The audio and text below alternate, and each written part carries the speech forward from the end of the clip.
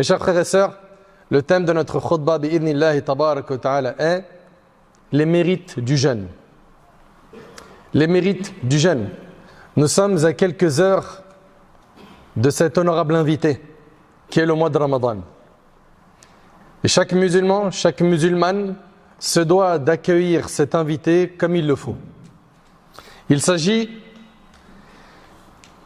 d'un mois où nous pouvons gagner énormément de récompenses. Il s'agit d'un mois dans lequel le cœur des croyants s'apaise. Il s'agit d'un mois de purification de l'âme. Il s'agit d'un mois où nous jeûnons, nous éduquons notre ego. Il s'agit du mois du Coran, du mois des prières nocturnes, du mois de la bienfaisance, de la fraternité, de l'union des musulmans. Il s'agit du mois au cours duquel Allah tabaraka wa ta'ala a franchi énormément de serviteurs du feu de l'enfer. Il a franchi ceux qui se repentent, ceux qui cherchent à se racheter auprès de lui. Mes chers frères, mes chères sœurs, voyons ensemble les mérites de ce mois afin de nous motiver. Car nous allons rentrer bi'idhnillah dans quelques heures dans un terrain de compétition. Un terrain de compétition, il va falloir se retrousser les manches. Peut-être que jusqu'à maintenant, ta motivation n'est pas encore au point. Mais il va falloir, mon frère ainsi que toi, ma sœur, que tu sois dans ce mois-là le plus efficient possible, le plus productif possible, le plus actif possible. Et que tu te dises que si Allah t'accorde de vivre jusqu'à ce mois, c'est une grande faveur et il n'est pas dit que tu puisses en bénéficier l'année d'après. Car, entre-temps, il est possible que l'ange de la mort vienne cueillir ton âme. Donc, gardez en tête que si Allah nous accorde de vivre jusqu'à ce mois, il est possible que ce soit le dernier mois qu'on va jeûner. Qu'est-ce que nous allons présenter à notre Seigneur comme action? Ce mois-là arrive très rapidement. Et il part aussi rapidement qu'il est venu. Et comme ce mois va partir rapidement, il faut impérativement profiter de ce mois pour se ressourcer. Mes chers frères, mes chères sœurs, Allah tabaraka wa ta'ala nous a honorés par le jeûne du mois de Ramadan. Allah tabaraka wa ta'ala a choisi ce mois parmi les mois afin que l'on se rapproche de lui, afin que l'on atteigne la piété. Allah ta'ala dit: Ya ayyuhalladhina amanu kutiba alaykumus siyam kama kutiba alal ladhina min qablikum la'allakum tattaqun. Ô vous qui avez cru, il vous a été prescrit le jeûne comme il a été prescrit aux communautés qui vous ont précédés, afin que vous atteigniez la piété. L'objectif de ce mois, c'est de ressortir de ce dernier avec le diplôme de la piété. La piété, c'est quoi? C'est de mettre entre toi et la colère d'Allah un mur. C'est de faire ce qui est obligatoire, délaisser les interdits. Et le paradis, il est réservé aux pieux. Donc nous avons un mois d'entraînement qui arrive dans pas longtemps, dans lequel il faut à tout prix ressortir pieux. Allah tabaraka wa ta'ala nous a choisi ce mois. Wa rabbuka yakhluqu ma yasha'u wa yakhtar. Allah ta'ala, il dit: ton Seigneur crée ce qu'il veut et il choisit. Allah subhanahu wa ta'ala nous a honorés par ce mois. Ce mois dont les bienfaits ne peuvent pas être comptés. Ils sont trop nombreux. Ce mois-là, c'est le mois du Coran, c'est le mois du jeûne, c'est le mois de la bienfaisance. Allah ta'ala, il dit: Shahru Ramadan alladhi unzila fihi al-Qur'an hudan lin-nasi wa bayyinatin min al-huda wal-furqan. Le mois du Ramadan au cours duquel le Coran a été descendu. C'est pendant Ramadan que le Coran a été révélé. Et c'est la descente du Coran pendant ce mois qui a fait que ce mois a autant de valeur. Le mois de Ramadan au cours duquel le Coran a été descendu comme guide pour les gens. Le Coran, c'est un guide. Comme guide pour les gens et preuve claire de la bonne direction et du discernement. Il s'agit d'un mois plein de bénédictions. D'un mois où nous pouvons gagner beaucoup de récompenses. À nous de faire le nécessaire pour gagner un maximum de récompenses et faire partie des affranchis de l'enfer. Ce mois-là, nous sommes censés nous concentrer sur le jeûne, un jeûne de qualité. Un jeûne où on ne va pas jeûner qu'avec le ventre. Non, mes yeux vont jeûner du haram. Mes oreilles vont jeûner du haram. Il va falloir faire une cure. Et pas du fajr jusqu'au maghrib comme le font certains. Non, non, non, non, non.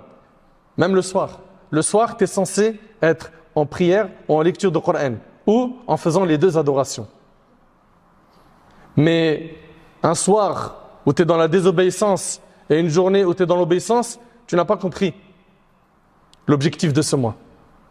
Tu as réussi dans la journée à te priver de manger et de boire pendant plus de 10 heures. Cela montre que tu es fort. Si tu as réussi à te priver de manger et de boire, cela prouve que tu es capable de te priver du haram. Si tu as réussi de te priver du halal, c'est que tu es capable de te priver du haram. Et le prophète sallallahu alayhi wa sallam, dans le hadith rapporté par l'imam al-Tabarani, selon Ubada, radiyallahu anhu, qu'est-ce qu'il disait? Il disait le ramadan est venu à vous. Subhanallah, il annonçait ça aux compagnons comme étant une bonne nouvelle. Le ramadan est venu à vous, c'est un mois de bénédiction. Allah vous enveloppe de paix et il fait descendre la miséricorde. Il décharge des fautes et il exauce les demandes. Allah se vante de vous auprès de ses anges. Allahu Akbar. Wallahi, on ne réalise pas. Allah se vante de vous auprès de ses anges. Et il vous regarde rivaliser d'ardeur dans le bien. Montrez à Allah le meilleur de vous-même. Vous entendez ce qu'il dit le prophète sallam ici? Montrez à Allah le meilleur de vous-même. Et pour cela, il va falloir sacrifier beaucoup de choses. Sacrifier une partie de ton sommeil. Sacrifier cet amour que tu as pour la dunya. Sacrifier le confort dans lequel tu vis. Sacrifie, fais des efforts. Pourquoi? Pour justement purifier ton âme. Et Allah Ta'ala dit Qad aflaha man zakkaha, a certes réussi celui qui a purifié son âme.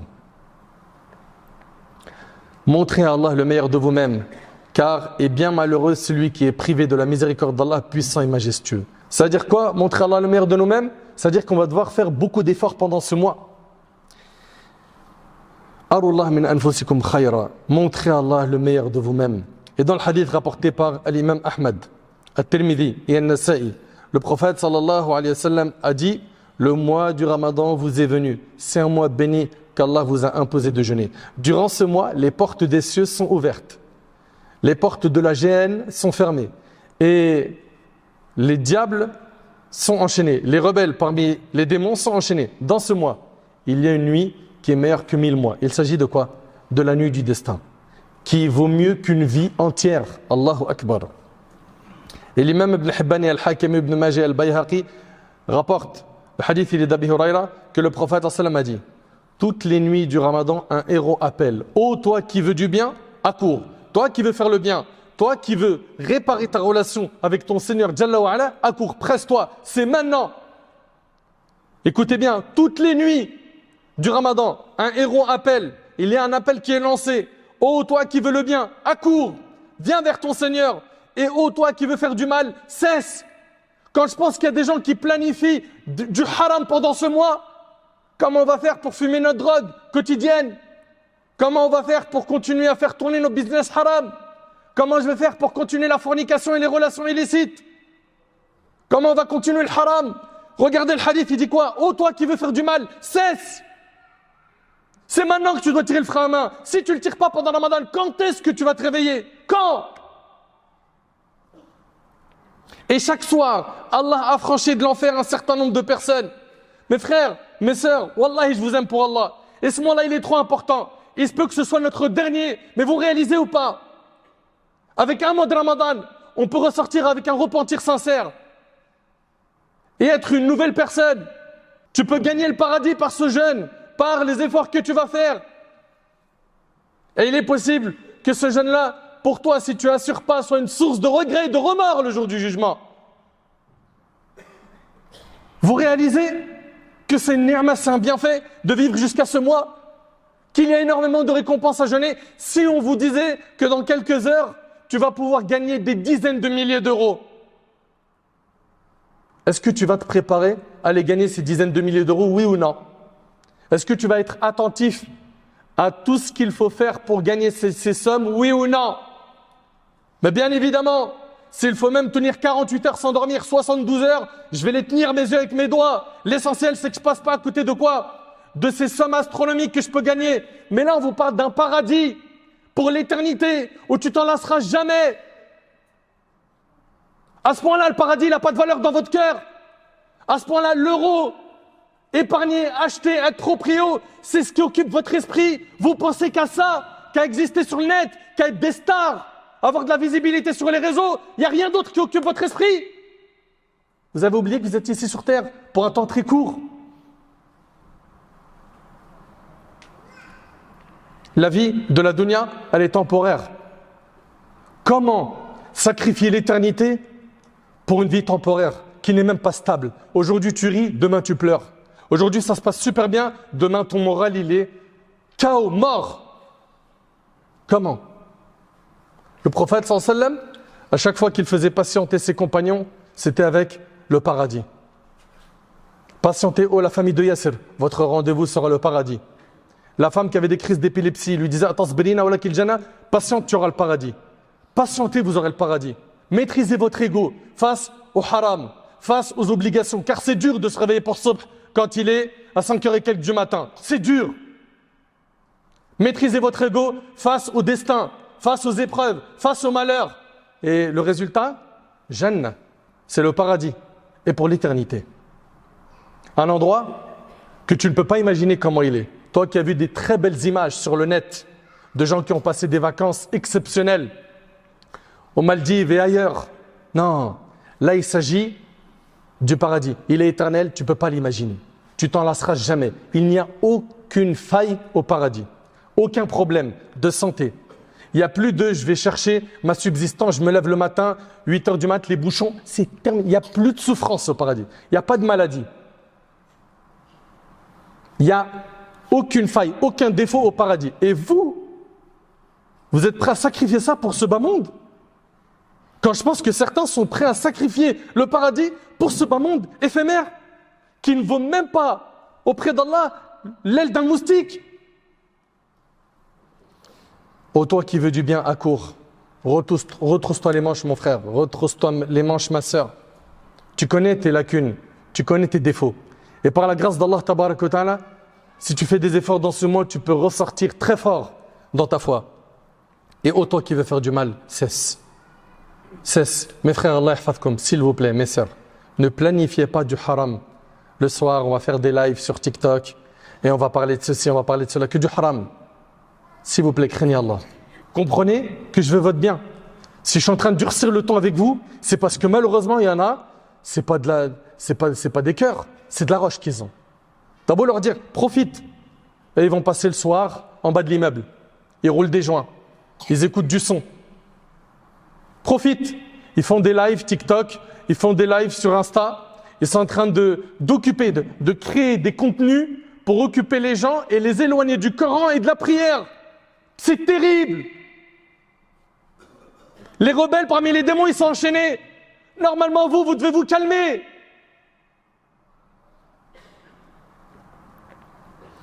En jeûnant, tu gagnes beaucoup.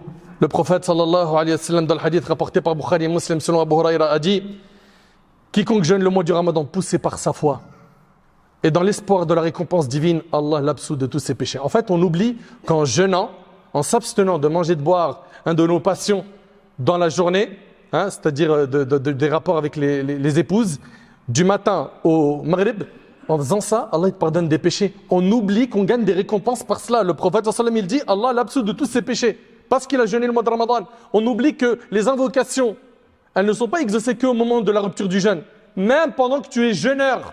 Et j'ai une vidéo d'ailleurs dessus qui s'appelle l'invocation pendant le mois de Ramadan. Le prophète sallallahu alayhi wa sallam, il dit également: quiconque veille en prière le mois du Ramadan poussé par sa foi et dans l'espoir de la récompense divine, Allah l'absout de tous ses péchés. C'est rapporté par Bukhari et Muslim selon Abu Huraira. Ça veut dire quoi? Tu vas venir prier la nuit, tu vas venir à la mosquée. L'heure que tu vas passer avec l'imam va te donner la récompense d'avoir prié toute la nuit. Cette heure que tu vas passer va faire en sorte que tes péchés seront pardonnés, les péchés du passé. Le prophète sallallahu alayhi wa sallam, il dit également dans le hadith rapporté par Bukhari et Muslim selon Abu Huraira: quiconque veille en prière la nuit du destin, poussé par sa foi et dans l'espoir de la récompense divine, Allah l'absout de tous ses péchés. À nous de faire des efforts pour avoir ces hasanat. Et dans un hadith rapporté par Bukhari et Muslim selon Abu Huraira, le prophète sallallahu alayhi wa sallam a dit qu'Allah tabarak wa ta'ala a dit: tout ce que fait le fils d'Adam est pour lui-même, sauf le jeûne, il est pour moi et c'est moi qui en donne la récompense. La bonne action, elle est multipliée par 10. Ça, c'est le minimum. Et le péché, la règle, c'est qu'il est multiplié par 1. Un péché égale 1. La bonne action, minimum, c'est 10 hasanat, jusqu'à 700. Et pendant Ramadan, c'est des chiffres que seul Allah connaît. C'est pour ça que je vous dis, c'est une occasion en or de se racheter. Quand je pense qu'il y en a qui sont en train de planifier comment faire pour continuer nos péchés pendant Ramadan ou après Ramadan, on fait un break parce que quand même, le regard des gens, c'est chouma, c'est la honte. Les gens vont dire, même pendant Ramadan, tu fais ça, donc je fais un break, je tire le frein à main pendant Ramadan, et après Ramadan, il planifie qu'après Ramadan, il va reprendre les péchés. Mais quel type de cœur tu as, mon frère? Ma sœur, pourquoi tu n'es pas sensible à tout ce que tu es en train d'entendre? T'es bien musulman. Qu'est-ce que ça implique pour toi l'islam? Tout ce que fait le fils d'Adam est pour lui-même, sauf le jeûne, il est pour moi. Et c'est moi qui en donne la récompense. Le jeûne est un bouclier. C'est un bouclier contre le feu de l'enfer. Quand l'un de vous jeûne, qu'il s'abstienne de dire des choses obscènes et d'élever la voix. Tu jeûnes, pas d'insultes, pas de grossièreté, pas de mauvaises paroles. Et si on te provoque, si quelqu'un l'insulte ou le provoque au combat, qu'il se contente de dire « je suis en état de jeûne ». Je jeûne. Rappelle-toi que tu jeûnes. Rappelle-toi qu'il y a une récompense à gagner. Prends sur toi. Et ne vois pas ça comme un signe de faiblesse, au contraire. C'est un signe de force de pouvoir se maîtriser quand on est en colère. N'insulte pas. Le prophète a dit, il se peut qu'un jeûneur n'obtienne de son jeûne que la faim et la soif. C'est-à-dire, il y a des gens, ils vont jeûner, la seule récompense qu'ils auront eue de leur jeûne, c'est pas des hasanat, pas de bonne action. Mais qu'est-ce qu'ils auront eu? Ils ont eu faim et soif, c'est tout. Pourquoi?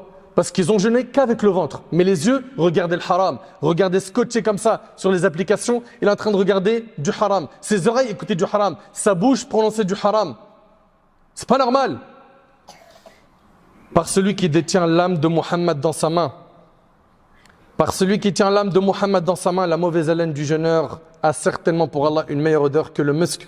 Le jeûneur connaît deux joies. Quand il rompt son jeûne, il se réjouit. C'est vrai ou pas? Quand on rompt le jeûne, on est heureux. Et quand il rencontre son Seigneur, il se réjouit de son jeûne. Et le jour du jugement, tu seras heureux de la récompense que tu obtiendras d'Allah tabaraka wa ta'ala pour ton jeûne. Et le prophète a dit dans un hadith rapporté par l'imam Ahmad rahimahullah al-Hakim, et ce hadith a été approuvé par l'imam al-Zahabi. Regardez ce qu'il dit le prophète. Le jeûne et le Coran intercéderont en faveur de leur auteur. Le jeûne et le Coran, ils vont intercéder en la faveur de leur auteur. Le jeûne dira au Seigneur, je l'empêchais de manger et de boire en journée, laisse-moi intercéder en sa faveur. Le jeune, il va dire à Allah, le jour du jugement, je l'ai empêché de manger et de boire, de se tourner vers ses passions. Laisse-moi intercéder pour lui. Il vient pour te défendre le jour du jugement. Et le Coran dira au Seigneur, je l'ai empêché de dormir la nuit. Laisse-moi intercéder en sa faveur. Le prophète il dit, et ils auront la permission d'intercéder. Qui? Le Coran et le jeûne. La question, est-ce que le Coran il va intercéder en notre faveur pendant ce mois? Parce qu'il va intercéder envers qui? Au Seigneur, je l'empêchais de dormir la nuit. C'est-à-dire quoi? Il se concentrait à lire le Coran, à le méditer. Il faisait ça la nuit, et pas que. Même en journée, c'est une action qui recommandait l'imam Shafi'i rahimallah. Il clôturait le Coran tous les jours 2 fois. C'est-à-dire quoi? 1200 pages de lu chaque jour. L'imam al-Bukhari le lisait 1 fois chaque jour. Et j'ai une question à vous poser. Est-ce que le Coran, on va faire le nécessaire pour qu'il intercède dans notre faveur le jour du jugement? Ou est-ce qu'on sera tellement occupé avec nos écrans que le Coran il aura très peu de place dans nos 24 heures? Tu seras occupé à faire quoi? À regarder tes applications, des stories, la politique, la PlayStation, Netflix. Aïb. Wallah, c'est honteux. C'est honteux. Pendant ce mois, tu ne cherches pas à te rapprocher du Coran? Tu ne veux pas l'intercession du Coran? Remettons en question. Délaissons donc le confort de dormir beaucoup, de manger beaucoup. Ce n'est pas un mois pour manger beaucoup. Et c'est pour ça même, je vous invite à faire très attention aux invitations. Les 30 jours, il y a des invitations. Ici, on va aller, ici, ils vont venir, ici, on va partir, ici, ils vont venir, doucement. À la fin, qui paye le prix? Madame, qui passe très peu de temps dans les adorations parce qu'il y a peut-être des enfants, il y a la maison, il y a à manger, il y a toujours des invités. Toi, tu profites, tu finis de manger, tu vas à la mosquée. Ça, c'est dans le meilleur des mondes. Et elle est meskina, occupée jour et nuit. Allah ibarik fikum. Craignez Allah et faites en sorte que le Ramadan soit un mois de ibadah pour toute la famille, pour le père de la famille, pour l'épouse, pour les enfants. Il faut qu'ils ressentent qu'il y a plus d'efforts à faire pendant ce mois. Mais qui prend en compte tout ce que je dis? Tout ce que je viens de dire là, celui et celle qui les prendront en compte, c'est ceux qui ont un cœur vivant. Inna fi dhalika la dhikra liman kana lahu qalb aw alqa as-sam'a wa huwa shahid. Il y a bien là un rappel pour quiconque a un cœur. Ces rappels-là, ils sont pour ceux qui ont un cœur. Prête l'oreille tout en étant témoin. Mes chers frères, mes chères sœurs, je le dis, je le répète, on a une occasion en or qui arrive. On ne parle pas de dizaines de milliers d'euros ou de millions d'euros. Non, on parle d'un paradis pour l'éternité. Quoi que tu aies fait comme péché dans le passé, si tu demandes à Allah tabarak wa ta'ala de te les pardonner, il te les pardonnera.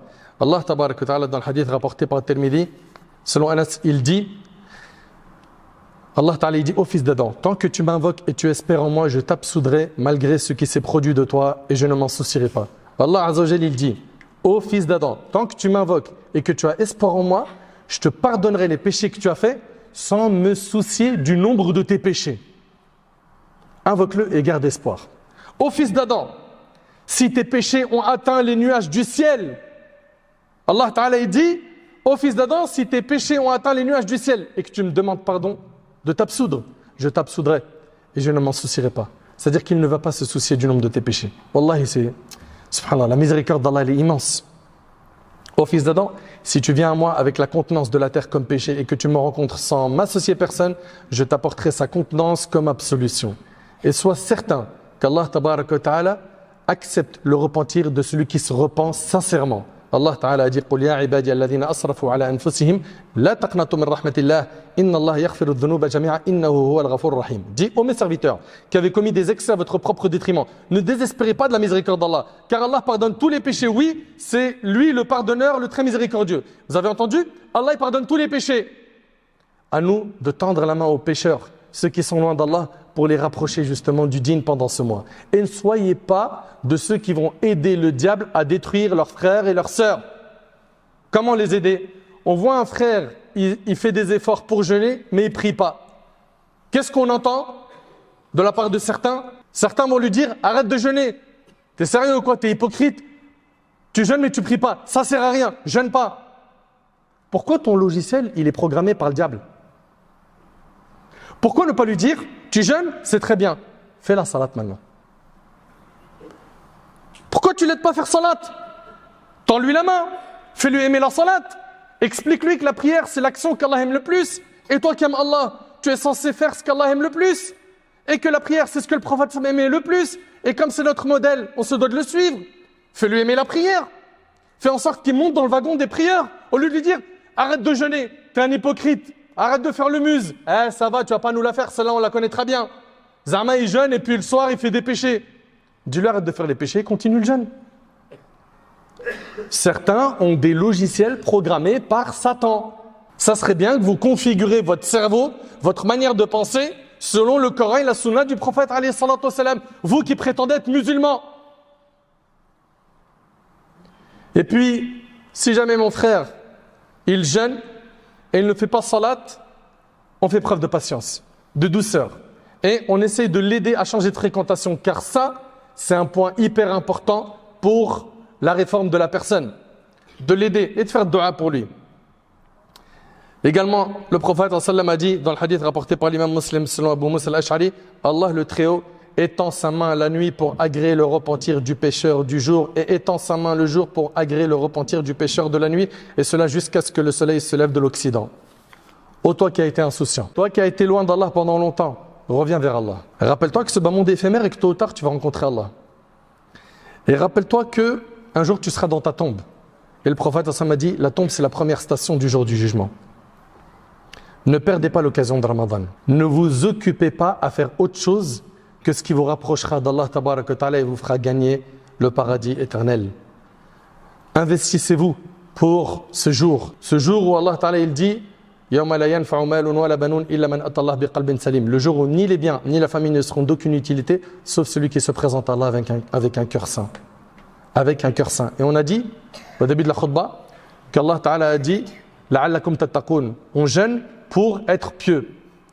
Et le prophète sallam a dit il a dit la piété elle se trouve ici et il a montré avec son doigt le cœur. C'est-à-dire qu'en fait l'objectif de ce mois c'est de purifier notre cœur. Et rappelez-vous, Allah a dit le jour où ni les biens ni la famille ne seront d'aucune utilité sauf celui qui se présente à Allah avec un cœur saint. On a trop misé sur les apparences en abandonnant le cœur pendant longtemps. À nous de changer la donne et de faire le nécessaire pendant ce mois béni pour être de meilleures personnes. Pour cela, il va falloir que tu t'organises, que tu te fixes des objectifs. Tu veux quoi de ce mois de Ramadan? Qu'est-ce que tu recherches de ce mois? Il va falloir que tu délaisses les écrans, les lives, les stories. Diminuez ça s'il vous plaît. Voire bannissez ça. Bannissez ça. Faites une cure de ces écrans, de ces habitudes, de ces addictions. de tout le temps à regarder les infos, les notifs, etc. Mettez le téléphone de côté, Netflix de côté, mettez les films de côté. Et pour nos papas et nos mamans, pour certains d'entre eux, ils regardent des caméras cachées, des feuilletons au bled, etc., avec les paraboles, etc. Même ça à mettre de côté, s'il vous plaît. C'est le livre d'Allah qui doit être entre vos mains. C'est la méditation du livre d'Allah. C'est le fait de comprendre le livre d'Allah. C'est le fait de mettre en pratique le livre d'Allah. C'est le fait de s'élever spirituellement avec le livre d'Allah. Parmi vous, combien parmi vous ont un exégèse du Coran? C'est-à-dire les explications des versets du Coran. Combien vous en avez? Surtout que vous avez aujourd'hui des exégèses en français qui sont très bien, comme celui de Cheikh Saadi. Il fait un volume et tu peux comprendre les versets du Coran avec les commentaires de nos savants, en comprenant bien comme il faut le livre d'Allah. Combien on fait l'effort d'avoir un exégèse chez eux du Coran, en arabe ou en français, un tafsir? Qu'est-ce que vous attendez pour vous connecter réellement au livre d'Allah et de changer? C'est le mois dans lequel nous allons prier, nous efforcer. Mais attention, gardez un rythme constant tout le mois. Et sachez que notre bien-aimé alayhi salatu wassalam, pendant ce mois-là, il était tout le temps en augmentation et dans les 10 derniers jours, il faisait encore plus d'efforts. Malheureusement, dans notre Ummah, ils font ça. Dans les 10 premiers jours, après, c'est la chute. Il n'y a plus personne dans la mosquée après 10 jours. Il n'y a plus personne. On avait du mal à se garer, on avait du mal à trouver une place dans la mosquée. Ça y est, 20 jours, c'est dispo. Jusqu'à ce que dans les 10 derniers jours, certains reviennent à la mosquée. Ce n'est pas le comportement du prophète. C'est la constance. Pour ça, fixe-toi des objectifs que tu peux tenir sur le long terme. Fais attention à ne pas faire comme certains, ils font beaucoup pendant 3-4 jours. Après, il ne peut plus tenir la cadence et il fait que de dormir. Et il dit, ah frère Allah ghalib, j'arrive plus. C'est normal, tu t'es trop surchargé. Faites ce que vous pouvez en fonction de vos capacités de manière constante. Multiplions l'istighfar, le dhikr, le fait de demander pardon à Allah, d'évoquer Allah, le repentir sincère. Et sachez que c'est une occasion en or. Et personne n'a la garantie de vivre jusqu'à le ramadan prochain, ni celui d'après, ni ceux d'après. C'est pour cela, ne perdons pas cette occasion. Il va partir très vite et certains vont dire « Alhamdulillah, on a fait des efforts, qu'Allah il accepte » et d'autres vont dire « Wallah, je suis dégoûté, comme tous les ans il est passé, j'ai rien fait. » Ne soyons pas de cela. On implore Allah tabaraka ta'ala de nous accorder de vivre jusqu'à ce mois béni. On implore Allah tabaraka ta'ala de nous faire sortir de ce mois en étant pieux.